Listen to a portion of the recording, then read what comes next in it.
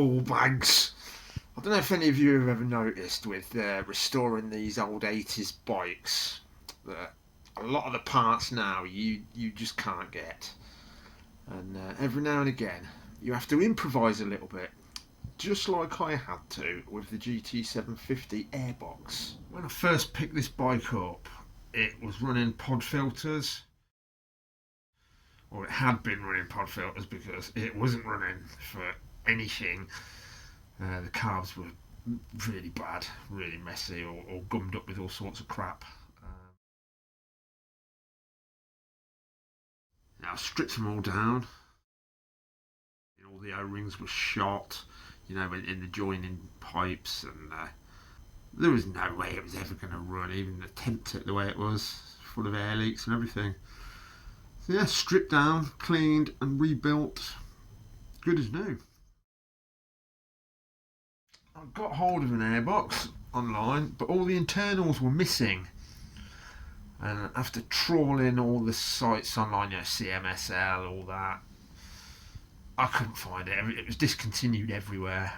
Fortunately, they still had the pictures.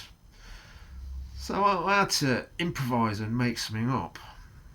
So I'm going to show you what I did now. Inside this airbox, you've got the sponge filter. Just like the tubular type.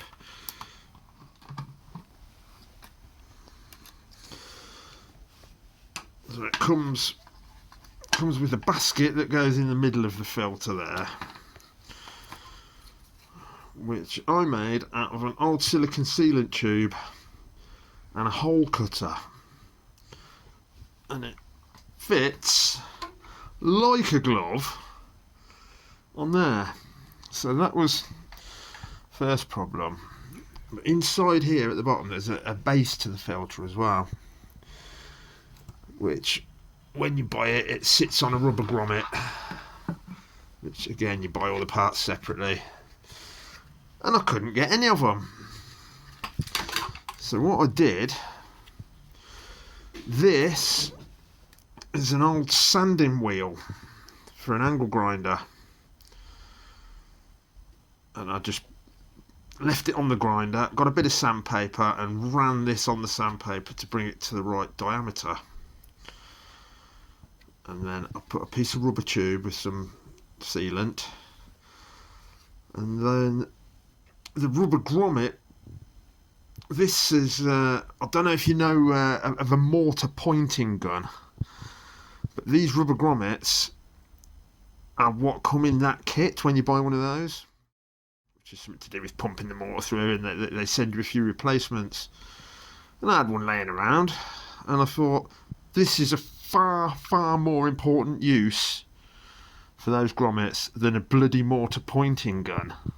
Once it was all made up, it all fits, just everything was meant to be. The grommets fit perfectly into the recess in the bottom of the box, and everything just works absolutely beautifully. And it cost next to nothing. So really the moral to this story is, if you can't get the bits, improvise. We can always make something work with a little bit of imagination. Take it easy. I'll see you later.